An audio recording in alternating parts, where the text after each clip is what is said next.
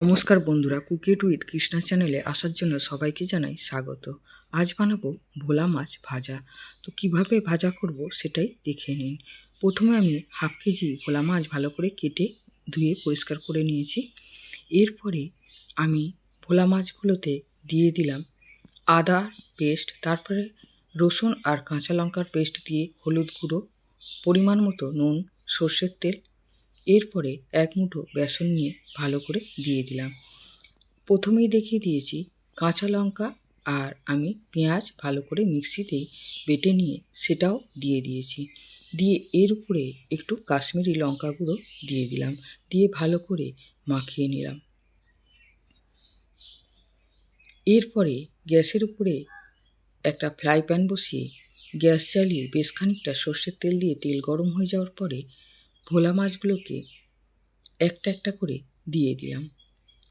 বড় সাইজের একটা ফ্রাই প্যান নিয়েছি, এতে ভালো করে অনেকগুলোই ভাজা হয়ে যাবে।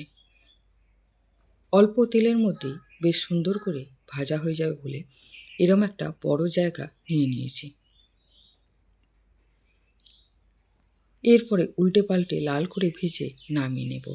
তারপরে আবার বাকি মাছগুলো ভাজার জন্য বসিয়ে দেব।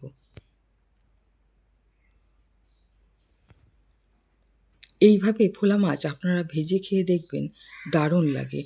শুধু মুখেও খেতে পারেন বা ডাল ভাতের সঙ্গেও খেলে দারুণ লাগে। আমার এই ভোলা মাছ ভাজার যদি রেসিপি আপনাদের ভালো লাগে, আমার চ্যানেলে একটা সাবস্ক্রাইব করে দেবেন, লাইক করবেন, কমেন্ট করে জানাবেন।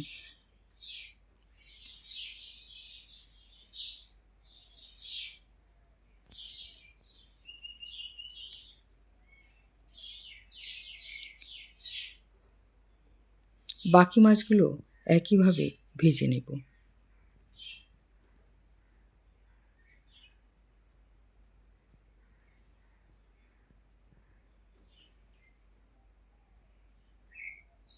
উপর থেকে মশলা মাখানোগুলো মাছের উপরে দিয়ে দেব।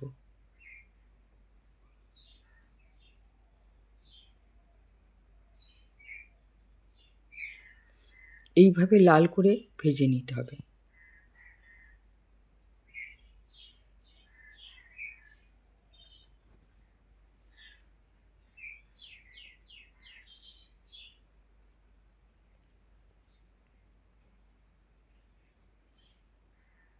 দেখুন দেখতে কেমন সুন্দর হয়েছে, খেতেও কিন্তু দারুণ হয়েছিল। মাছ ভাজা নামিয়ে ভালো করে সাজিয়ে নিয়ে উপর থেকে একটু গোলমরিচের গুঁড়ো দিয়ে দিলাম।